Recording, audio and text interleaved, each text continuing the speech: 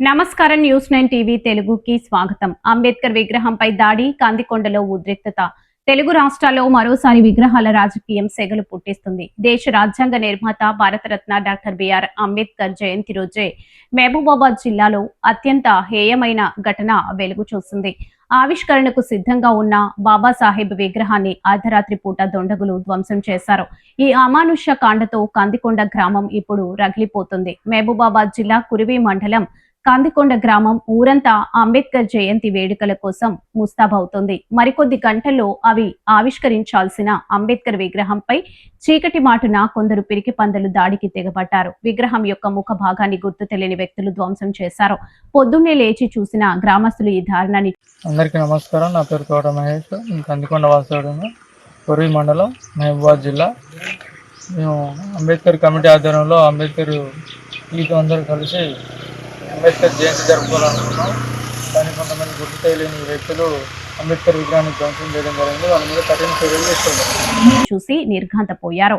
వివాదాస్పద ప్రశ్నలు వ్యవస్థకు సవాల్. ఇక్కడ మనం అడగాల్సిన ప్రశ్నలు కొన్ని ఉన్నాయి. అక్షర ఆయుధాన్ని అందించిన మహానీయుడిపై ఆ కక్ష ఎవరికి?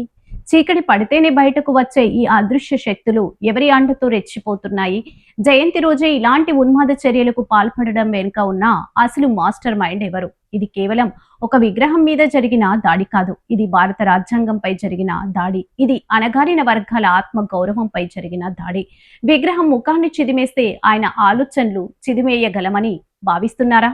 ప్రస్తుతం కందికొండ గ్రామంలో పరిస్థితి నిప్పు కణికలా ఉంది.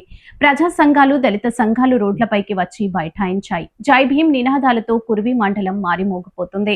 మా నాయకుడి విగ్రహాన్ని తాకే ధైర్యం ఎవరికుంది?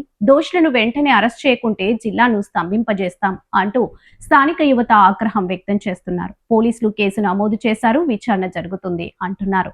కానీ ప్రతిసారి ఇలాంటి ఘటనలు జరిగినప్పుడు గుర్తు తెలియని వ్యక్తులు అనే పదం వెనుక అసలైన నిందితులు తప్పించుకుంటున్నారనే ఆరోపణలు బలంగా వినిపిస్తున్నాయి. ఈ ఘటనపై రాజకీయ రంగు పొలుముకోక ముందే, శాంతి భద్రతలు అదుపు తప్పక ముందే ప్రభుత్వం కఠిన చర్యలు తీసుకోవాలి.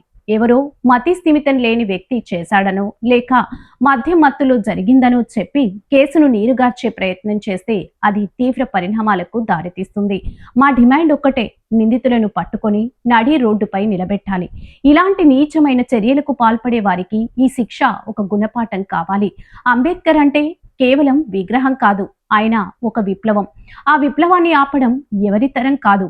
కందికొండ ఘటనపై మీ అభిప్రాయం ఏంటి? నిందితులకు ఎలాంటి శిక్ష పడాలి? కామెంట్ చేయండి. మరిన్ని తాజా వార్తల కోసం చూస్తూనే ఉండండి న్యూస్ 9 టీవీ తెలుగు. జై హింద్.